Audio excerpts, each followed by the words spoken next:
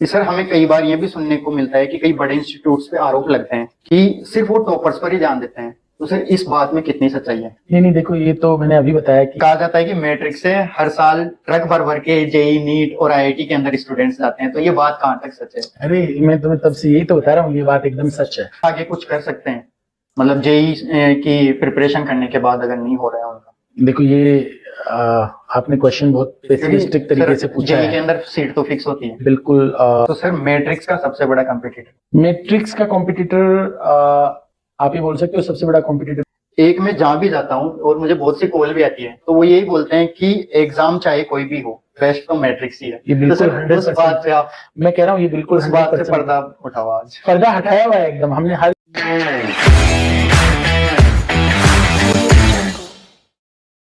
नमस्कार, स्वागत है आज के पॉडकास्ट के एक और नए सेशन में। और इस पॉडकास्ट के अंदर हमारे साथ एक ऐसे लीजेंडरी टीचर हैं जिन्होंने सीकर को शिक्षा नगरी बनाने में बहुत बड़ा योगदान दिया है।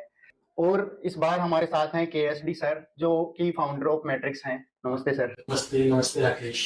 तो सर इस पॉडकास्ट में हम आपसे जानना चाहेंगे आपकी वो जर्नी जहां से आप आज इस फेज तक आए। देखो जो मैट्रिक्स की जो जर्नी है, जिसके पहले सर आप अपना इंट्रोडक्शन दे दीजिए कि कैसे क्या स्टार्टिंग हुई आप? बिल्कुल। तो यहाँ पे जो भी लोग वीडियो देख रहे हैं सभी दर्शकों को मेरा बहुत बहुत नमस्कार। राकेश, मेरी जो जर्नी है मतलब मैं यहीं सीकर के पास में बड़ाड़ी गाँव का रहने वाला हूँ। शुरू में गांव में ही पढ़ाई की हमने। स्टार्टिंग में जो भी एजुकेशन स्कूलिंग वगैरह था वो यहीं पे गांव में ही हुई। उसके बाद में ऐसे स्कूल सीकर में था और फिर उसके बाद कोटा राजस्थान, वहाँ से मैंने कोचिंग की। उस टाइम सीकर में जेई वगैरह कोचिंग वगैरह कुछ होता नहीं था। और उसके बाद जो इंजीनियरिंग है वो मैंने IIT से कंप्लीट किया। हमारे साथ में जो यहाँ पे अनिल गोरा सर और नरेंद्र कोक सर है वो भी हमारे साथ ही थे वहाँ पे IIT खड़गपुर में। IIT के बाद में MBA किया मैंने अहमदाबाद से। कुछ साल बाहर काम करने के बाद हम लोगों ने जो मैट्रिक्स स्टार्ट किया। स्कूलिंग के कर रहे थे तो उसी टाइम आप ये आ गए थे माइंड में कि मेरे को IIT करना है? नहीं, ऐसा नहीं था। पता भी नहीं था पहले, बहुत पहले से था। ये PT का एग्जाम होता था पहले, प्री इंजीनियरिंग टेस्ट। तो उसके बारे में जरूर ऐसे 8-9 में कहीं से सुना था कि इंजीनियर बनने के लिए ऐसा एग्जाम होता है। बट फिर हमारे कोई रिलेटिव है जो एक तरह से बोल सकते हो मेरे कजिन ब्रदर है जो जयपुर रहते हैं, वो IIT में उसमें सेलेक्ट हुए थे। मेरे ख्याल से हमारे आसपास के गाँव से विजय डाका नाम उनका। तो जब उन्होंने मेरे को कोई शादी में मिले, उन्होंने बताया कि ये इस तरह से IIT का एग्जाम होता है, इधर से आप वहाँ जा सकते हो। तो बाद में काफी लेट पता लगा, बहुत पहले इस चीज के बारे में पता। तो सर मैं ये भी जानना चाहूंगा कि आप जैसे IIT में गए, IIM अहमदाबाद से भी किया, तो सर वो एक्सपीरियंस कैसा था वहाँ का? देखो एक्सपीरियंस बहुत अच्छे थे दोनों ही। गिवन दैट हम लोग तो यहाँ पे सीकर में, अब तो यहाँ पे बहुत एक्सपोजर है, उस टाइम इतना एक्सपोजर नहीं था। आसपास जो और स्टूडेंट्स होते हैं वो मतलब वो अलग अलग तरह के बैकग्राउंड से आते हैं, आपको काफ़ी चीज़ें पता लगती है। इंटेलेक्चुअल क्यूरियोसिटी के पॉइंट ऑफ व्यू से भी आपको बहुत सारी चीज़ें सीखने को मिलती हैं। तो उस लिहाज से देखा जाए तो एक्सपीरियंस काफ़ी अच्छा था। और सर उसके बाद सीकर आकर आप अपना खुद का इंस्टीट्यूट स्टार्ट करना, क्योंकि आप उससे पहले CFA charter holder CFA institute USA में भी काम कर चुके हैं, तो सर ये कैसे? ये अच्छा था। ये शुरू से ही जो एजुकेशन का जो फील्ड है उसमें इंटरेस्ट था। मेरे एक और इंसिडेंटली एक और भाई साहब हैं, वो काफ़ी पहले से एजुकेशन में थे, तो ऐसे थोड़ा बहुत आइडिया तो लग ही जाता है कि कैसा फील्ड है क्या है। तो एक वो इंस्पिरेशन भी थी और थोड़ा आइडिया भी था। और इसके थ्रू एक और भी चीज़ थी कि आप बाहर के काम कर रहे होते हो तो आपको बड़े शहरों में रहना पड़ता है, दूर रहना पड़ता है घर से। आप यहाँ पे सीकर में हो तो पेरेंट्स के साथ रह सकते हो। तो ये सब चीज़ें थी और एजुकेशन में बहुत इंटरेस्ट था, खुद का भी अच्छा एक्सपीरियंस था। तो उसके बाद में जो सबसे इम्पोर्टेंट चीज़ थी कि जो मेरे साथी हैं, हमारे जो को फाउंडर हैं मेरे साथ, बाकी लोग यहीं के रहने वाले हैं, उनके साथ मिलके करने में एक तरह से आप बोल सकते हो कि कॉन्फिडेंस भी था कि सब इतने अच्छे लोग हैं तो हम मिलके कुछ ना कुछ बढ़िया कर ही लेंगे। तो ये सब चीज़ों की वजह से आप बोल सकते हो कि ऐसे हम लोगों ने ये स्टेप लिया। तो सर आप जब कोचिंग इंस्टीट्यूट के इस फील्ड में आए, इतनी बड़ी जॉब छोड़कर, तो उस समय बहुत सारा कंपटीशन था आपके लिए, तो एक स्टार्टिंग फेज था वो। तो सर वो किस मुकाम से यहाँ तक आए, तो वो फेज कैसा रहा आपका? देखो जब भी कोई आदमी कोई नया काम करता है ना, तो एजुकेशन की बात नहीं, आप कुछ भी कर लो, आपको कंपटीशन तो वहाँ पे होगा ही। कुछ भी आप कर रहे हो वो काफी सारे लोग वो चीजें पहले से कर ही रहे होंगे, तो वो तो आपको पता ही होता है। आपको बस थोड़ा सा कॉन्फिडेंस होना चाहिए, ट्रस्ट होना चाहिए कि आपकी जो अप्रोच है, आप जो चीजें डिलीवर करना चाहते हैं लोगों को वो पसंद आएंगी और आप वो चीजें अच्छे से कर पाएंगे। आप बोल सकते हो कि जो चीजें करने की जो टेक्निकल एक्सपर्टीज है वो अगर आपके पास है, आप कमिटमेंट के साथ काम करोगे तो जनरली सब अच्छा ही होगा। मतलब ये आप इस फेथ के साथ चलोगे, क्योंकि एजुकेशन नहीं, आप कुछ भी कर लो, आपको वो कंपटीशन तो वहां पे मिलेगा ही। सर मैं एक और क्वेश्चन पूछना चाहूंगा कि मैट्रिक्स अभी किस किस फील्ड में एजुकेशन के अंदर काम कर रहा है? देखो मैट्रिक्स आप ऐसे समझ सकते हो कि जेई में मेरे ख्याल से परसेंटेज बेसिस पे पहले कोटा काफी ऐसे था, बट अब परसेंटेज बेसिस पे देखा जाए तो राजस्थान में by default matrix has the best results, right. पहले हम बोलते थे हम कोटा से बेटर देंगे, बट अब ऐसे जो पिछले कुछ सालों के रिजल्ट्स हैं कि they are at par with any other institution anywhere in the country. Success rate, percentage success rate etcetera इन सब टर्म्स में। उसके बाद जेई के बाद नीट की अगर हम बात करें तो नीट हमने थोड़ा लेट स्टार्ट किया, but I think we have done pretty well. As of today मेरे को ऐसे लगता है कि राजस्थान में एक दो इंस्टीट्यूट्स होंगे जहाँ पे नीट में हमारे से ज्यादा स्टूडेंट्स होंगे। लास्ट ईयर नहीं करते हुए मेरे ख्याल से 500 बच्चों से भी ज्यादा बच्चे जो है वो गवर्नमेंट मेडिकल कॉलेजेस में गए हैं, जो कि दूसरा रिजल्ट था। तो आई थिंक नीट में बहुत अच्छा पूरा सेटअप है, बहुत अच्छे रिजल्ट्स हैं, हम सब लोग मिलके उसमें बहुत अच्छा काम कर रहे हैं। उसके बाद में जो सीबीएसई आरबीएसई स्कूलिंग है तो उन सब में बहुत अच्छा है। बहुत सारे बच्चे हैं जो मेरे ख्याल से अभी जो हमारे जो स्कूल के मैनेजमेंट के कोई मेंबर एनालिसिस करके बता रहे थे कि टोटल 17 स्टेट्स के बच्चे जो है वो अभी सीबीएसई स्कूल में पढ़ रहे हैं। स्कूलिंग हो गया अपना, जेई नीट प्रिपरेशन, उसके अलावा क्लैट वगैरह के लिए भी हमारे पास सिस्टम है। It is not in line with JEE and NEET etcetera, छोटा सिस्टम है, बट ये सब चीजें हैं अभी ऑल राउंड। तो सर आप जिस टाइम जेई की प्रिपरेशन कर रहे थे तो उस टाइम पेपर क्या टफ आता था या अब टफ हो गया पेपर? मतलब किस लेवल का पेपर आने लगा है? पेपर उस टाइम सब्जेक्टिव पेपर होते थे, आप जैसे बोर्ड में एग्जाम में हम लिखते हैं उस तरह से आंसर लिखने होते थे। मेरे ख्याल से 2-3 घंटे के 3 पेपर होते थे एक ही दिन में, एक फिजिक्स का, एक केमिस्ट्री का और एक मैथ्स का। तो पेपर का पैटर्न डिफरेंट होता था डेफिनेटली। आजकल जो पेपर है वो सारे ओएमआर बेस्ड हो गए। Difficulty level I would say मोर और लेस ऐसा ही होगा, बहुत अंतर नहीं होगा। बट ये आप मेरे को ऐसे जरूर लगता है कि टाइम के साथ जो कंपटीशन है अपनी कंट्री में वो बढ़ता ही जा रहा है। हालांकि सीटें की जो संख्या है वो भी बढ़ी है। 2004 के टाइम से अगर अपन 2024 20 ईयर्स में, उस टाइम मेरे ख्याल से 3000 के आसपास सीटें होती होंगी सारे आईटीज में मिला के।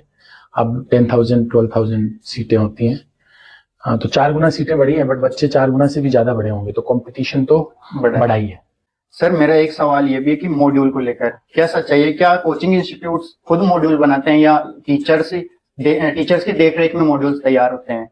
मतलब कि जो मॉड्यूल्स पतले मॉड्यूल्स होते हैं तो वो कितने सही है जेई के लिए, स्टूडेंट्स के लिए? नहीं, वो पतले तो वो इसलिए होते हैं कि उनमें केवल क्वेश्चंस होते हैं, उनमें सॉल्यूशंस नहीं होते हैं। और मॉड्यूल वगैरह जो होते हैं वो कोई एक दिन में तो बनते नहीं है। इट इज आप ऐसे समझो कि जब हमने स्टार्ट किया तो हमने जो भी मार्केट में जो दुनिया भर की जो बुक्स थी, स्टडी मटेरियल अवेलेबल था, वहां से बेसिकली क्वेश्चन सेलेक्ट करके मटेरियल बनाया। और फिर वो मटेरियल जो है वो हर साल रिफाइन होता है। एग्जाम्स के पैटर्न में भी बहुत सटल चेंजेस होते हैं टाइम के साथ, तो उसके हिसाब से वो अगले साल वो जो चेंजेस एग्जाम पैटर्न में होते हैं वो मॉड्यूल में भी रिफ्लेक्ट होते हैं। तो इस हिसाब से मॉड्यूल बने हैं, वो टीचर्स नहीं बनाए हैं, सीनियर फैकल्टीज ने मिलके आपस में चीज़ों पे कंसल्ट करके इस तरह से वो ओवर टाइम रिफाइन होकर प्रिपेयर हुए। जहाँ तक पतला होने की बात है तो देखो, बच्चे के पास लिमिटेड टाइम होता है और कोई भी कॉम्पिटिटिव एग्जाम में इंडिया में इतने तरह के पब्लिकेशंस होते हैं। जैसे हम इस रूम में बैठे हैं और आप IIT जेईई मैथमेटिक्स की मार्केट में जो सारी किताबें अवेलेबल है वो इस रूम में ला के रखें तो ये पूरा रूम भर जाएगा। मतलब वो बच्चा उन किताबों को पढ़ना तो दूर है, वो एक एक पेज पलट के भी साल भर में देख नहीं सकता। तो उस बच्चे के पास तो लिमिटेड टाइम होता है, डेली एक सब्जेक्ट के लिए 3 घंटे होते हैं, मतलब जितना भी होता है, साल भर का टाइम होता है। तो आप being a good institution for students, it is very important that you refine your material in such a way that students are not only able to complete it, but they are also able to revise it very effectively, quite a maybe 2-3 times. तो जो module पतले होते हैं, they are by design पतले, ऐसा नहीं है उनमें हाँ कि वो जो बच्चे का टाइम का जो बेस्ट पॉसिबल जो यूज हो सकता है उसके हिसाब से वो बनाए जाते हैं। और module is just one part of study material, right. उसके अलावा बहुत अलग अलग तरह के असाइनमेंट्स होते हैं, जेई मेन और एडवांस्ड के बेसिस पे अलग अलग तरह के बुकलेट्स होते हैं, डीपीपीज होते हैं, उसके अलावा है ना बहुत सारे टेस्ट पेपर्स होते हैं, क्लासरूम एग्जाम्पल्स होते हैं, टीचर्स जो है वो ये सब जो मटेरियल मैंने बताया है, इसके अलावा जैसे बहुत सारे बुक्स भी सोल्व करवाते हैं क्लास में। फॉर एग्जांपल अगर आप फिजिक्स की बात करो तो बच्चे लगभग एच वर्मा पूरा सोल्व करते हैं। जो बच्चे 12th में होते हैं वो साथ में पूरी एनसीईआरटी भी पढ़ते हैं, एनसीईआरटी की जो एक्सरसाइजेज है वो भी वो सोल्व करते हैं। तो बच्चों के पास बहुत अलग अलग तरह के मटेरियल होते हैं, सारे जो मटेरियल्स होते हैं वो जो स्कीम ऑफ थिंग्स में अलग अलग तरह से फिट बैठते हैं। तो ऐसा है। तो सर एक सवाल ये भी कि जब स्टूडेंट्स पेपर अटेम्प्ट करने जाता है तो उसे किस बात का ध्यान रखना चाहिए? देखो ये बहुत छोटा सा क्वेश्चन है, बट इसका जो आंसर है उसके ऊपर आप घंटों बात कर सकते हो, है ना।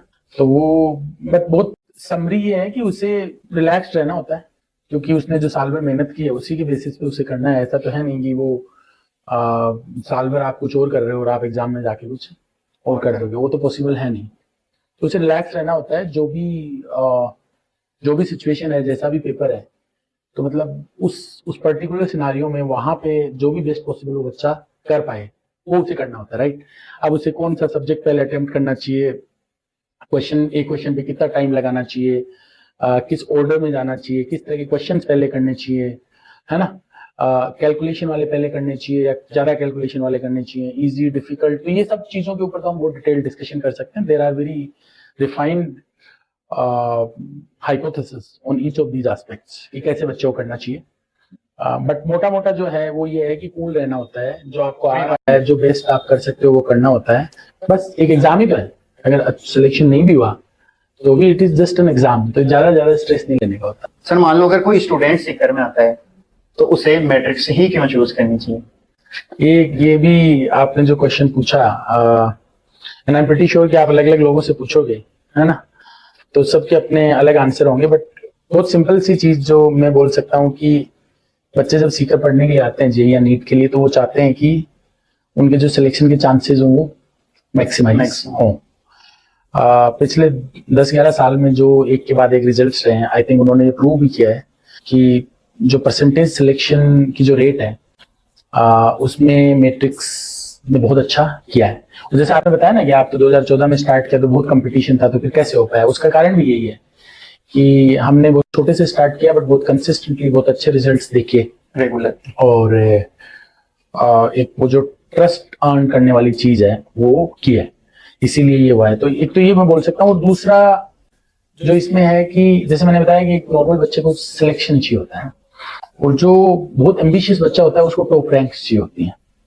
और उसके लिए मेरे ख्याल से अगेन जैसे मैंने बताया कि हमारी जो टीम है उसमें जितने लोग आईआईटी से हैं, टॉप आईआईटी से हैं, बहुत सारे लोग आईएम से भी हैं, राइट। तो जो एकदम जो आप बोल सकते हो कि टियर 1 गाइडेंस जो है वो बच्चे को यहाँ पे मिल सकता है, राइट।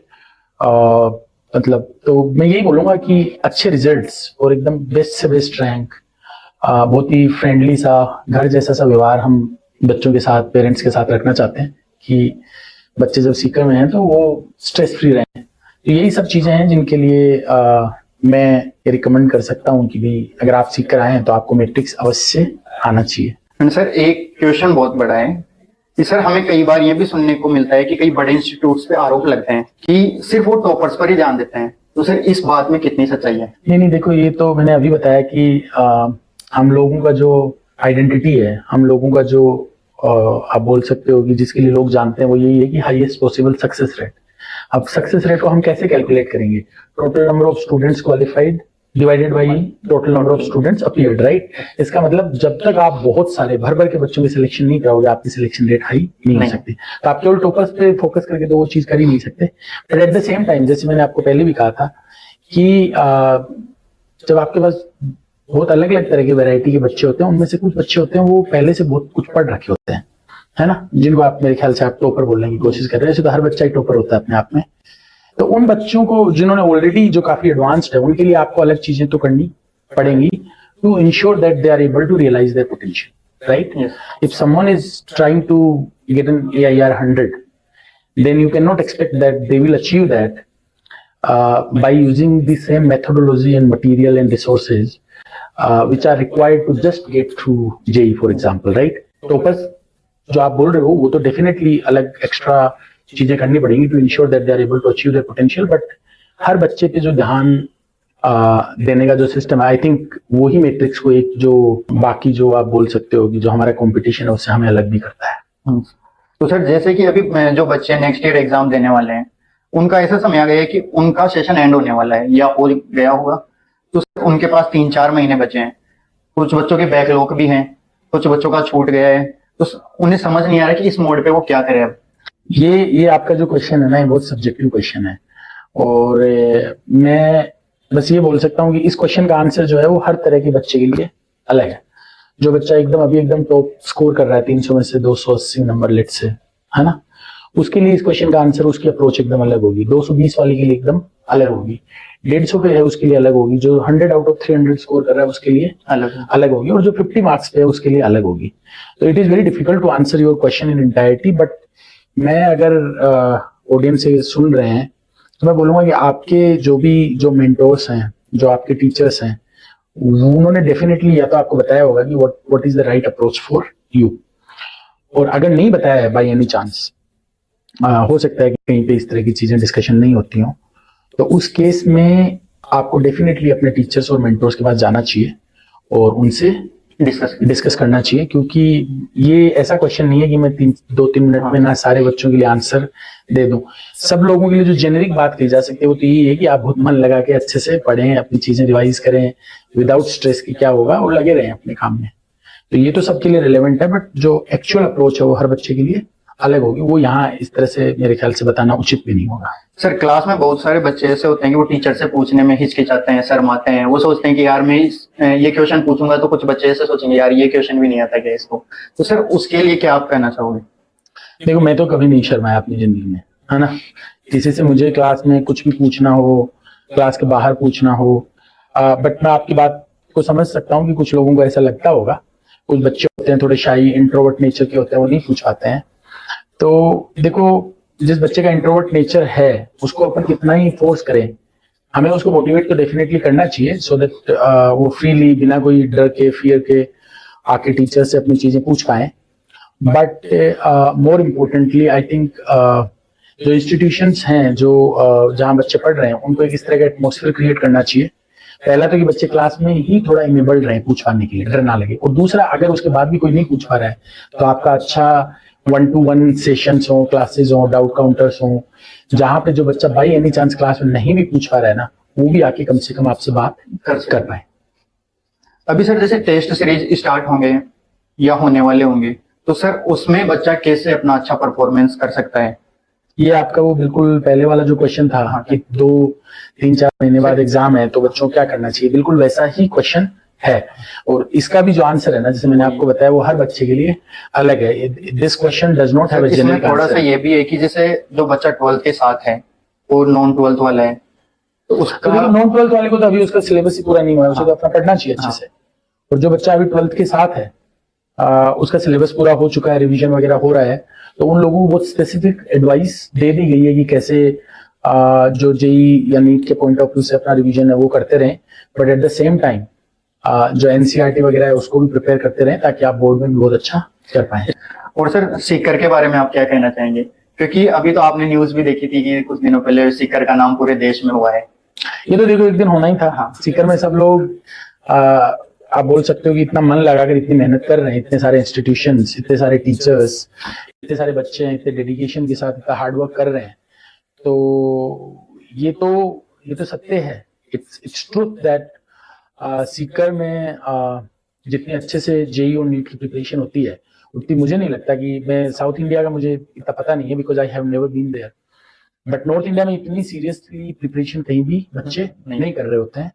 तो ये तो एक ना एक दिन होना ही था कि वो क्या बोलते हैं ना, बस समय का फेर था कि भाई कब हो। इस बार जैसे थोड़ा रिजल्ट के डेटा वेटा डिक्लेयर हुए तो एक तरह से चीजें पब्लिक होगी कि भाई सीकर में सिलेक्शन रेट जो है वो बहुत ज्यादा है। बट ये एक तरह से ना आप बोल सकते हो पेरेंट्स बहुत स्मार्ट होते हैं, उन्हें बहुत पहले से पता था। 2014 में जब हम लोगों ने ये मैट्रिक स्टार्ट किया था, मेरे ख्याल से सीकर में 7-8 हजार बच्चे होते थे जेई नीट के मिला के। और अभी आफ्टर 10 years मेरे ख्याल से जो संख्या है वो टोटल 1 लाख हो गई है। Yes. तो ये जो 7-8 हजार बच्चों से 1 लाख जो हुई है, एक दिन में नहीं हुई है, ये कंटिन्यूसली बढ़ी है। इसका मतलब कंटिन्यूसली काम किया है और सब लोगों ने आपस में कंपटीशन रहते हुए काम किया है। बट आप ये बोल सकते हो कि सीकर को उसमें बहुत सारे लोगों का रोल है। सर, कहा जाता है कि मैट्रिक से हर साल ट्रक भर के जेई, नीट और आईआईटी के अंदर स्टूडेंट्स जाते हैं, तो ये बात कहाँ तक सच है? अरे मैं तुम्हें तब से यही तो बता रहा हूँ, ये बात एकदम सच है। इतने बच्चे, अभी आप कोई से भी आईआईटी के कैंपस में जाओगे तो आप आईआईटी दिल्ली में अगर आप ट्रक नहीं, आपको बहुत सारे ट्रक भरोगे, बसें भरोगे, तब वहां पे जो मैट्रिक्स के बच्चे पढ़ रहे हैं वो सारे आप आएंगे। मेरे ख्याल से नहीं करते भी आज आईआईटी दिल्ली के कैंपस में 250 बच्चों के आसपास, 200 से 250 बच्चे जो है एक आईआईटी दिल्ली में मैट्रिक्स के स्टूडेंट्स पढ़ रहे हैं। और आईआईटी बॉम्बे में भी कुछ ऐसा ही होगा, 5-10% कम हो सकता है, मे बी 150 से 200 बच्चे पढ़ रहे होंगे। तो ये 150 से 200 बच्चे एक बस में तो आ नहीं सकते हैं। तो इसका मतलब ये बात जो बोल रहे हो ये बिल्कुल 200% सही है। सर, एक सबसे बड़ा और मोस्ट क्वेश्चन है कि जेई में जिन बच्चों का सिलेक्शन नहीं होता है तो क्या वे आगे कुछ कर सकते हैं? मतलब जेई की प्रिपरेशन करने के बाद अगर नहीं हो रहा है उनका? देखो, ये आपने क्वेश्चन बहुत पेसिमिस्टिक तरीके से पूछा है। जेई के अंदर सीट तो फिक्स होती है बिल्कुल। तो कोई भी कॉम्पिटिटिव एग्जाम है उसमें सारे बच्चे तो नहीं सिलेक्ट होते हैं, बट डेफिनेटली कर सकते हैं, और कर सकते नहीं कर रहे हैं। बहुत सारे बच्चे जो आईआईटी एनआईटी नहीं जा पाते, उसके अलावा और बहुत अच्छे इंजीनियरिंग इंस्टीट्यूशन है, वहां जाके वो पढ़ाई करते हैं और बहुत बढ़िया करते हैं उसके बाद में। तो that is definitely one option. उसके अलावा कुछ बच्चे हैं जो इंजीनियरिंग में जिनका मन नहीं लगता है कि यार मेरा सिलेक्शन नहीं हुआ, वो बच्चे भी कुछ भी कर रहे होते हैं। बट देखो, जो जेई का जो प्रिपरेशन होता है specially, it is an exercise in problem solving. तो बच्चा ऐसा नहीं है कि कोई फिजिक्स केमिस्ट्री मैथ्स सीख रहा है, वो कोई भी नई प्रॉब्लम को कैसे सोल्व किया जाए ना, उसकी एक अप्रोच बिल्ड करता है। और वो अप्रोच तो लाइफ में हर जगह काम आती है, आगे की जो कॉम्पिटिटिव एग्जाम्स हैं उनमें भी काम आती है। इनफैक्ट मैंने ये नोटिस किया कि बहुत सारे बच्चे जो बाद में जब ग्रेजुएशन के बाद में कंपटीशन देते हैं, तो जिन बच्चों ने पहले 11th-12th के टाइम ये स्पेशलाइज्ड ट्रेनिंग ली हुई होती है, आईआईटी वगैरह की कोचिंग, वो बहुत कंफर्टेबली वो सब कर पाते हैं कंपेयर टू जो स्टूडेंट्स ये सब नहीं करते हैं। तो बहुत सारे ऑप्शंस होते हैं। मतलब again it's a topic of a podcast in itself कि बच्चे के पास आईआईटी एनआईटी में जाने के अलावा और लाइफ में क्या क्या कैरियर ऑप्शंस हैं, और हजारों ऑप्शंस होते हैं। तो इसलिए जो भी ऑडियंस है इसको देख रहे हैं, आईआईटी एनआईटी वगैरह बहुत अच्छे प्लेटफॉर्म है, definitely one of the best platforms, not just in India but मतलब आईआईटीज तो इंजीनियरिंग के हिसाब से one of the top universities in world है। बट अगर बाई चांस बच्चों का नहीं भी होता है ना, तो this is just one part of the story. उसके बाद हजारों, आप ये बोल सकते हो अनंत संभावनाएं उसके बाहर भी बच्चों के लिए एग्जिस्ट करती हैं। सर, अभी जो बच्चे सीकर आएंगे तो उनके लिए आप क्या कहना चाहेंगे? अभी तो बच्चों का सेशन चल रहा है जो अगले साल सीकर आएंगे, मिड सेशन। तो अभी तो जहां हो मस्त रहें, अच्छे से पढ़ाई करें।